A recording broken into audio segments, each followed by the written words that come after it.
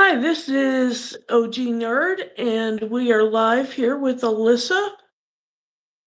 And we are going to talk to her about her experience with ICE and immigration.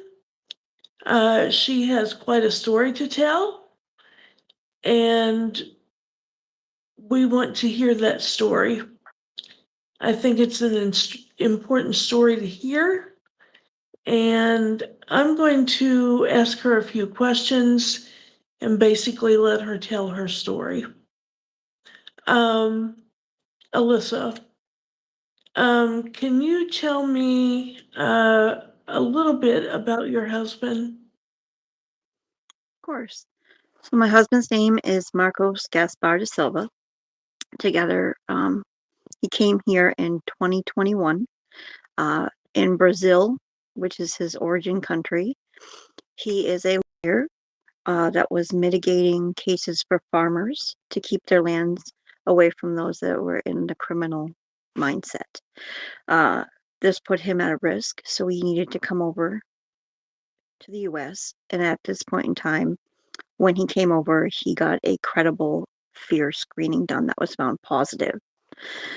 Together, Marcos and I met in 2023, where he learned English from my family, the boys, the kids, and I, my mom. We don't speak Portuguese. We pick up a few words, but we don't speak it. Marcos speaks four languages. He started a contracting business, um, and he pays taxes. We filed for our I-130. We have 5 children in all. 2 of them are older. 3 are still minors. 2 of them have special needs. And we have 1 granddaughter.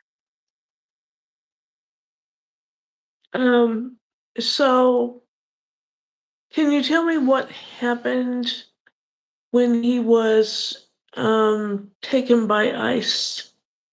Of course. So on January 20th, um, I started in Maine a slogan called Catch of the Day. They were supposed to be picking up the 50 of the most criminal minds that were located in Maine with active warrants. Marcos was one of the first taken. He has no criminal background. What happened, I was on the phone with him when he was taken on a video call. Prior to getting on the phone, he was going to pick up um, a worker that was originally from Guatemala. His name is Danny. And Danny fit the right skin color coming out of the unhoused shelter. So he was staying in the unhoused shelter, Danny was in Portland, and ICE was not allowed into that building. So they were sitting in cars down the road and monitoring when somebody came out. He got into Marcos's truck and then pulled away, and then Marcos was taken and pulled over um, at 7:02. By 7:07, he was taken into custody. During that time, as I said, I was on a live video call with him. Marcos and I both asked, "Are you ICE agents?" twice. They would not respond if they were with that entity or not. They told him that if they were only looking for dangerous criminals and if they had no warrants, they wouldn't have any problems. He did say, "Hey, can I let my wife know? Can you tell her what's going on? She has papers that she could prove that we followed our process that we were supposed to." He told him not to touch the phone. Um, and then within 5 minutes, they took him into custody, and they immediately removed him from the state of Maine. Uh, I did not know. I started immediately calling state troopers, the local PD down there, towing companies, local jails to see if we could find him, with no luck whatsoever, no luck finding his truck. At about, I think it was like 9:30, 10, when I put Marcos's name in wrong, I only put De Silva instead of our full name, Gaspar De Silva. Uh, and had to leave out his alien number. Then it showed up that he was in Pennsylvania. So I was like, okay, at least I know where he was. Then I had to go to bed because it wasn't open. The offices weren't to call.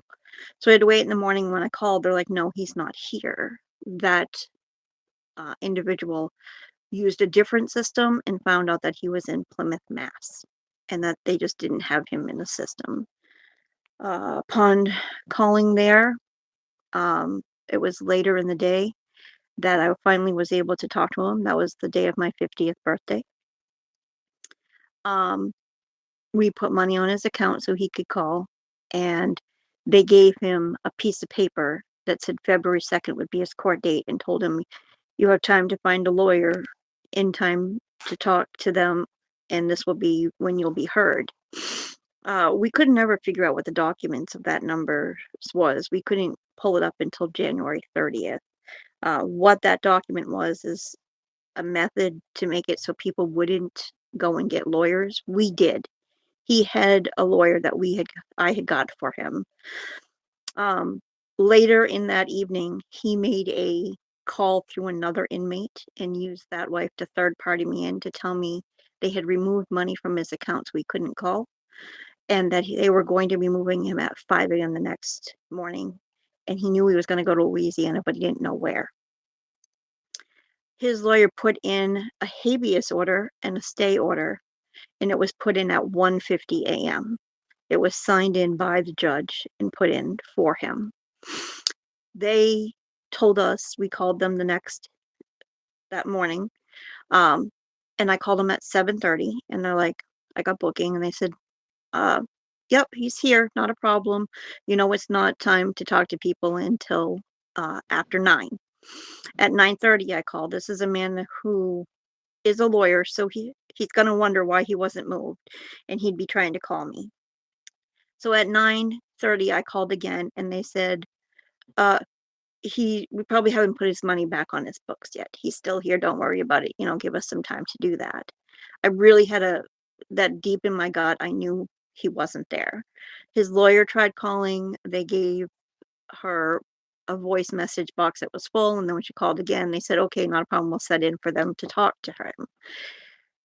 As this time, I knew he hadn't talked to anybody. He hadn't used anybody to call and talk to me, which he would have done that as well. And when I called back at 12:30, I didn't get booking. I got records, and records told me, this isn't my problem.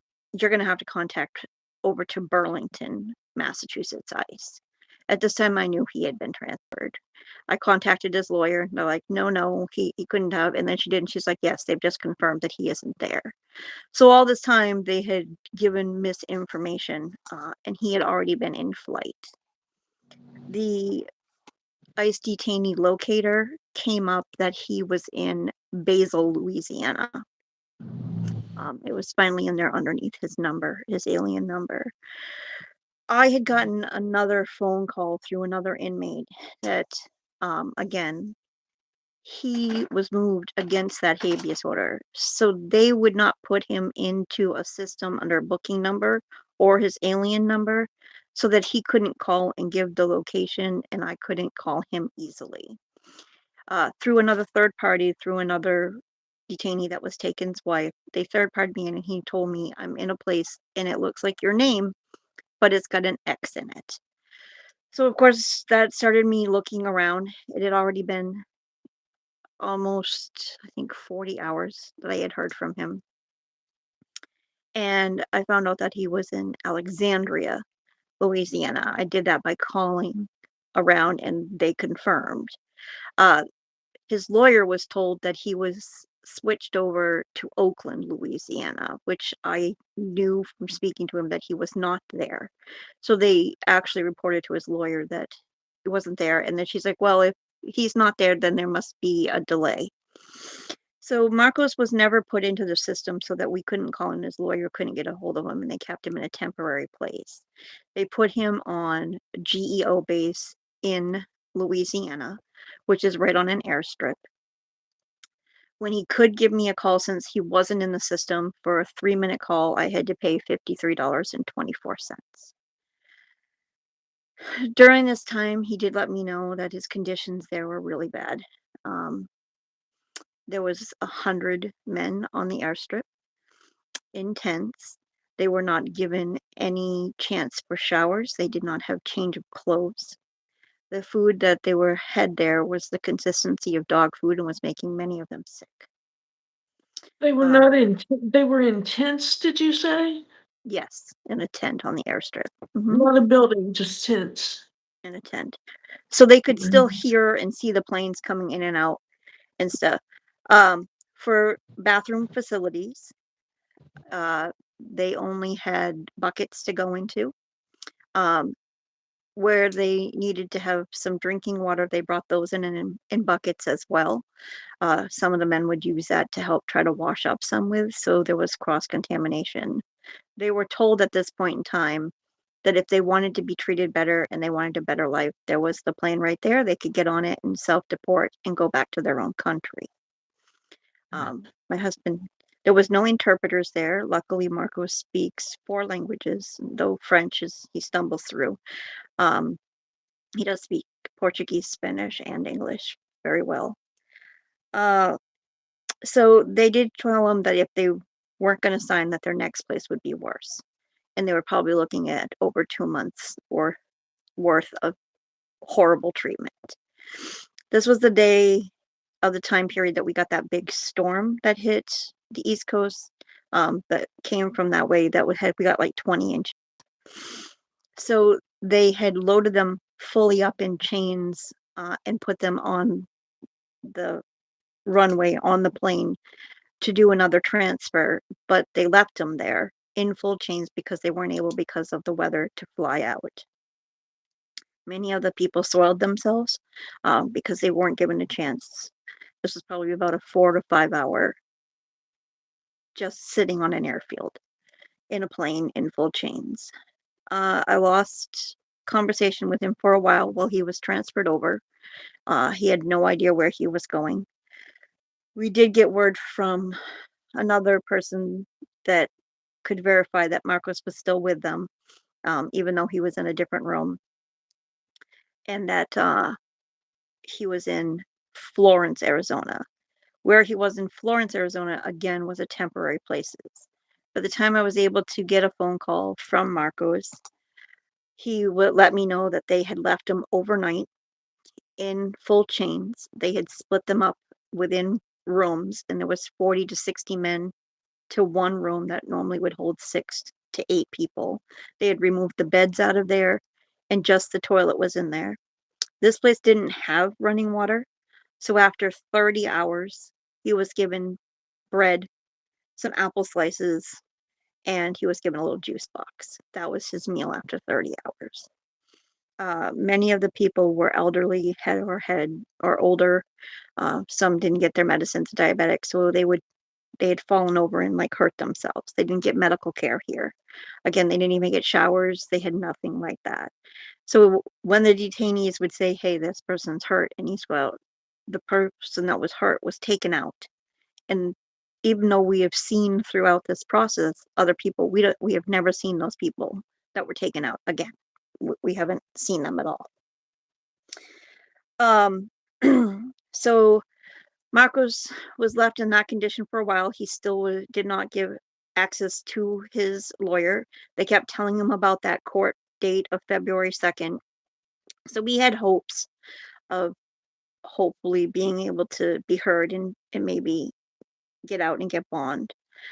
With Marcos's case, where he had a credible fear screening, we had to get the habeas approval in order for him to even ask for bond, because if you have been paroled in, um, then you were not eligible for bond without the habeas going through. Since we got married, we did file an I-130 form, which means that I would be sponsoring him as his wife to become a citizen. It had just sat there, so nothing was going. They took in again, there was a long period of time, I think it was another 2 days before I heard from him, and I found out he was moved to Mesa, Arizona. The gentleman that was with him, um, had seen them separated from other people. So he was very concerned, since he doesn't speak English, that he would have nobody translate for him, and his wife would not know where he is. So he he broke underneath the circumstances and he signed to self-deport. Danny is still in the system. He's in a different part of where Marcos is, but other people have heard from him. I've talked to his wife, who's over in Guatemala. He's still stateside. They have not transported him from February 2nd signing to go back home.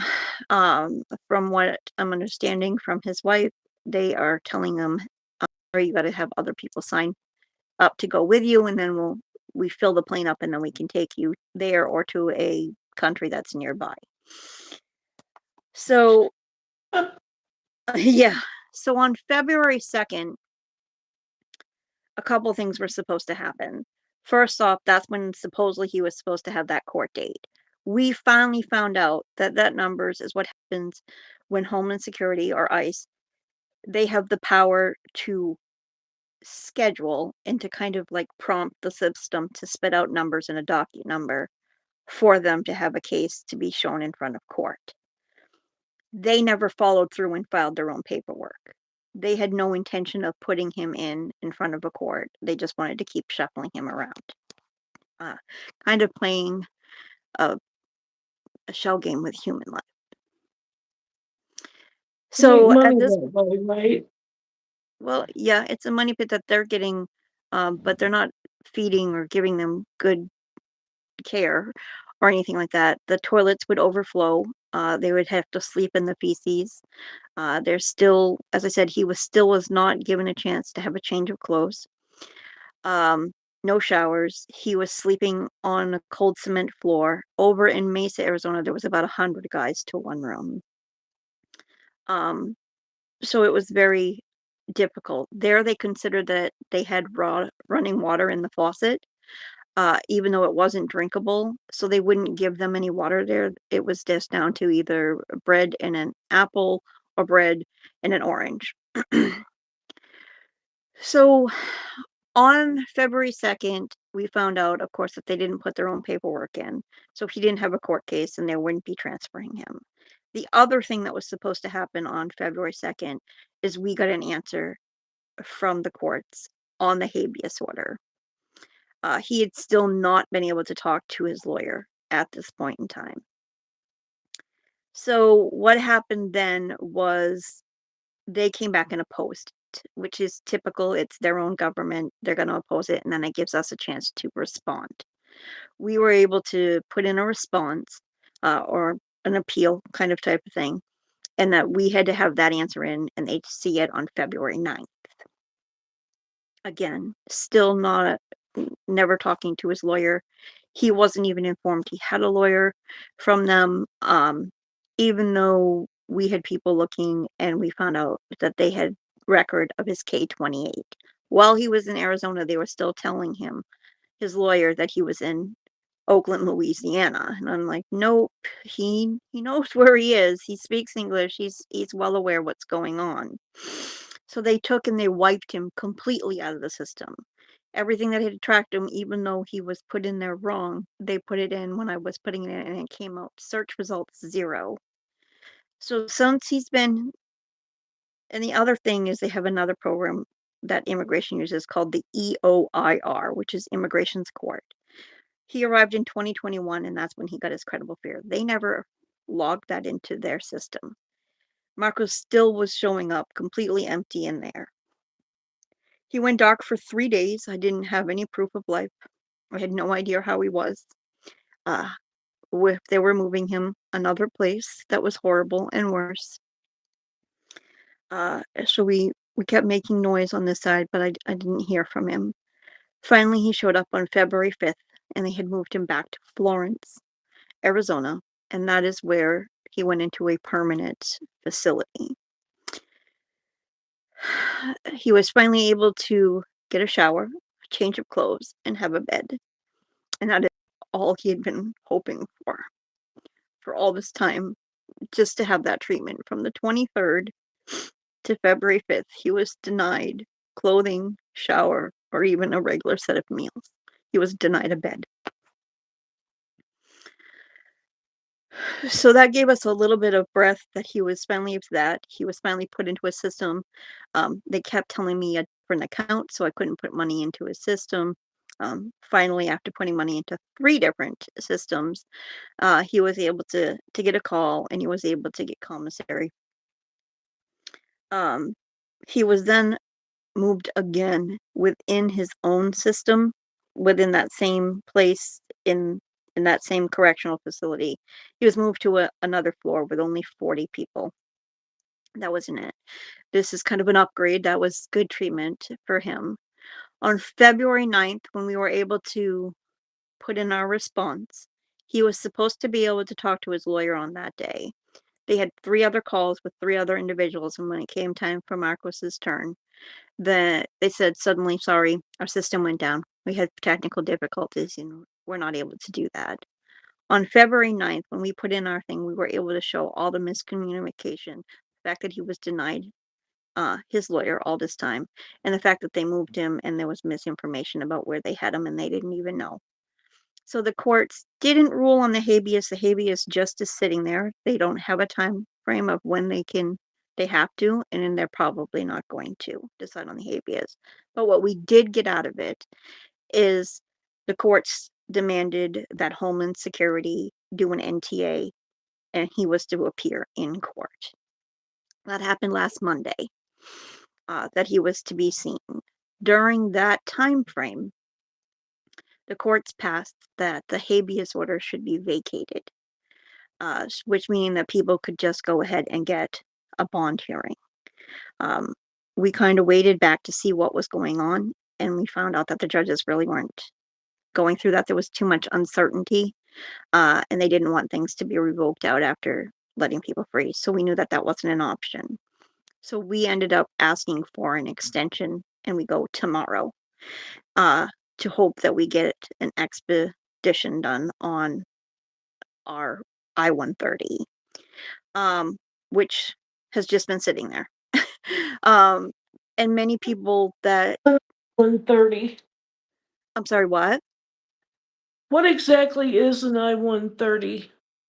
An I-130 is a request for to sponsor an alien relative.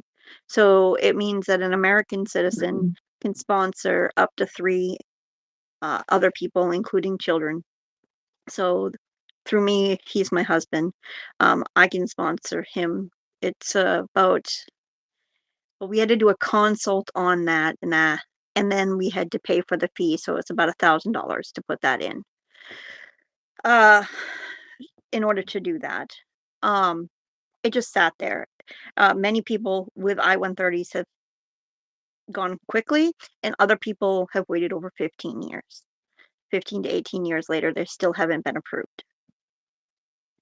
So what we're hoping for on Monday is that it's going to be expedited, that that gets processed through, but that still means that he stays there 4 to 6 weeks. Where Marcos currently is, um, the food is not of good quality because they cook it in water that is not safe for drinking. Uh, in order to give him water that is safe, we have to buy it through commissary, and that is $1.25 for roughly 4 ounces of water. God. And then they are capped off at 18 bottles per week that they're allowed to order. He can place his order on Saturday and it gets delivered on Thursday. Um, Marcos, Brazilian people don't eat spicy food. So lots of times that's what they're doing to try to cover up that the protein is spoiled, which is making them sick when they do have a protein in there. Um, Lots of times he'll get oatmeal or he'll get mashed potato. The mashed potato and rice, he gets about 3 tablespoons, and the other day it was 6 to 8 coins of carrots. He said he got some corn the other day, and it looked about 2 tablespoons worth of corn. This is Marcus was very sick last week. He said every time he's been eating food, he was getting sick. So we made the decision, thinking I figured out that they probably were cooking it in the same bad water. So we took and made the decision that he should probably just eat food off of the commissary, which means that he has to cook his ramen in the safe water that's limited to about the 72 ounces, um, and that the only option that's available for him that's for a protein thing is a small, um, summer sausage that fits in about the palm of your hand. So, that is what he's down to. He has a rash that's on his foot, from Mm. walking through feces, sleeping in the conditions he was in, unable to shower or clean himself, and that has traveled to his palm of his hand. Um, he does get basic kind of ish medical care. He has to put in, and then a week later, roughly, he finally gets to see the doctor. And then if they give him something and it doesn't work, he has to put in a script and then wait another week or two. So he is feeling a little bit better. He's still coughing a lot. He's still quite sick. He's lost a lot of weight. Um, he No was doubt. finally, yeah, he's very jaundiced, very gout. Um, he finally, so on February 9th, when we put in the response, we won that. By February 10th, the courts had already scheduled him for an appearance. And that was the one that would happen last Monday. He finally was in the EOIR system. That was the first day he showed up there. And then they were demanded that he had the right to talk to his lawyer before then. So on February 11th was the first time since he was taken that he was able to actually speak to his lawyer. Uh, and no excuses were made for that to happen. It was the first time that I was able to see him. I took a screenshot. I think I sent that to you in one of the pictures of Marcos. Um, he tries to stay strong. Uh, we have two children that have special needs, due to the fact that, and I myself, um, I am a DV survivor. I had first a 2-year protection order, and then we went back and they gave me 10 years. I've had a complete name change. I've had to come out from behind that. I try to keep the kids still somewhat protected behind it. Um, but I only had like 21 friends on my Facebook and other things. I stayed out of the limelight for our safety. And I had to leave that behind. I was poisoned by antifreeze by my ex. That's how I lost my teeth. I have a heart issue. I have a blood pressure that's now stage 2 with everything going on. So the court costs are definitely adding up.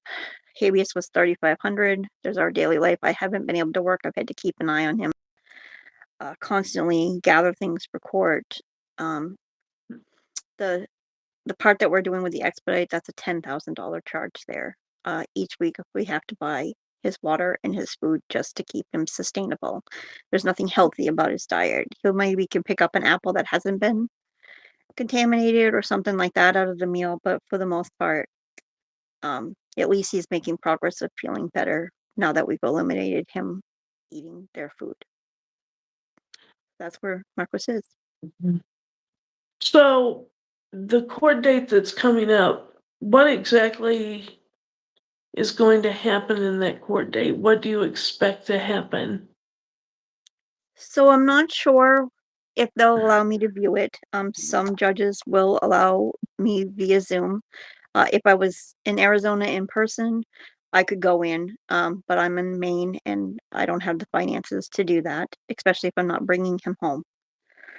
So we hope tomorrow. It'll be noon in Arizona and 2 o'clock in Maine. We are hoping that the judge looks at the credible fear uh, report, gets the character references letters that we put in, over 13 of them, and then one of the things that is being stated that ICE is saying we have proof that is false. They say that he doesn't have parole, and obviously he does because we have a piece of paper that clearly says parole with his picture on it. We are hoping that the judge orders Homeland Security to tell USIS to expedite. And as soon as that has ever come back, is 4 weeks. usually will take a good 2 weeks to get back into court. So that's a 4 to 6 week there. And then hopefully we can get a ruling to terminate after that the procedures or to adjust status. And then I can fly to get him because he has nothing on him for ID. And he'll need me to go to him. Yeah. I think your story is an important one. I think people need to hear these stories to understand what's going on in the immigration system, how people are being treated, and to fully understand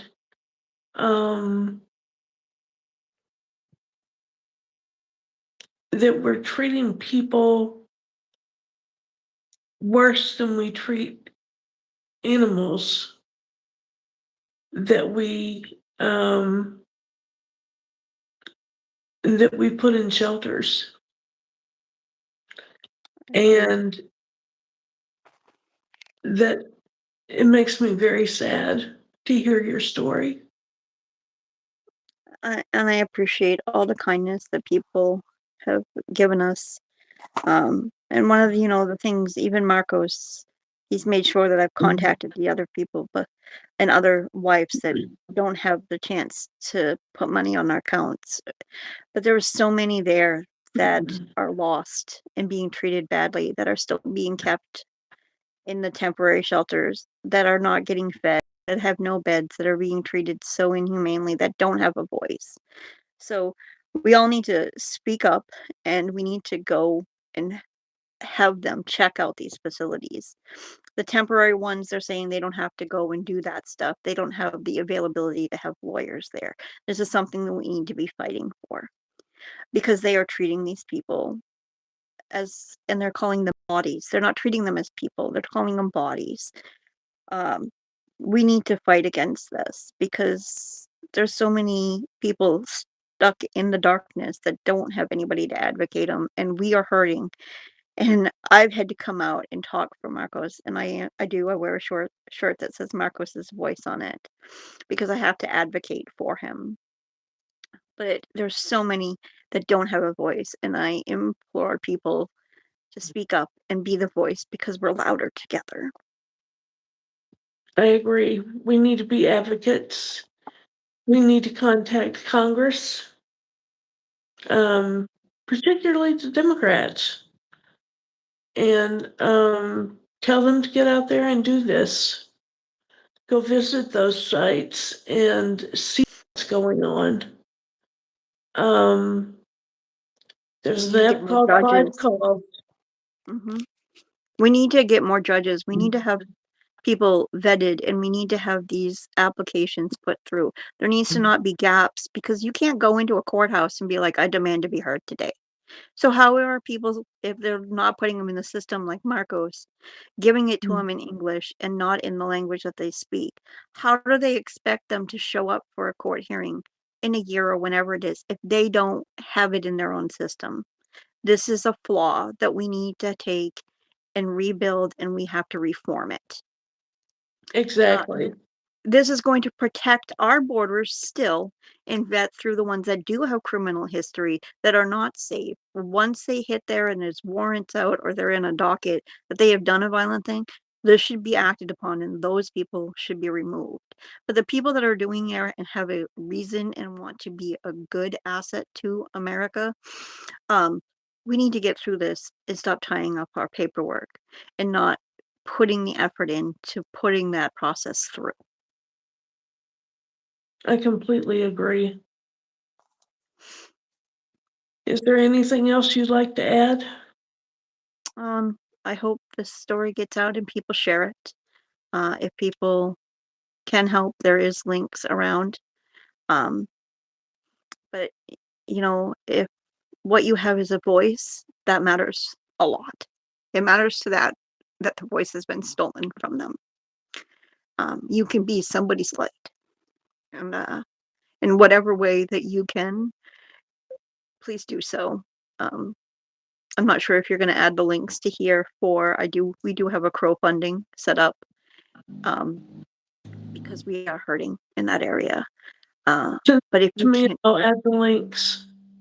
yes, I sent it to you via text message. Okay, great.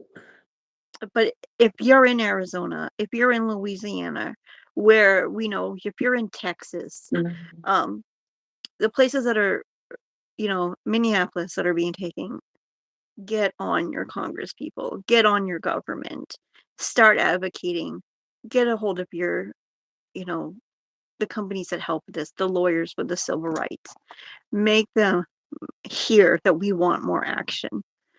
And that's what we need. We need to come together and we need to remember what our Constitution says, that any person that steps onto our land, that we are supposed to be protecting them and offering them the rights of due process and to hear them out. We were supposed to be, give me you're tired and you're weak.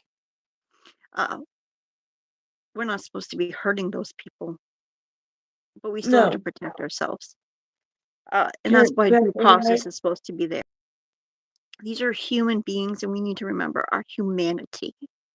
This is not about politics of blue and red and fighting that one. This is about every American person caring about human life. That's what this is about, because we're hurting ourselves right now. This country is hurting themselves in the eyes of other countries. So if somebody in your go down, say my granddaughter who's 3, goes to another country when she gets to be 20, or however, one of my other children do, and we see how other countries have treated their hostages and their people that they put in jail. And we have gone over and we have fought for them. We have seen it on there. We've counted down with other countries to get those people back safely and to have proof of life and all of that. If we're not doing that here, it weakens our stance to protect even a US citizen when they go into another country, because we are losing the power and the morality that we had. And that hurts me. That gives me fear.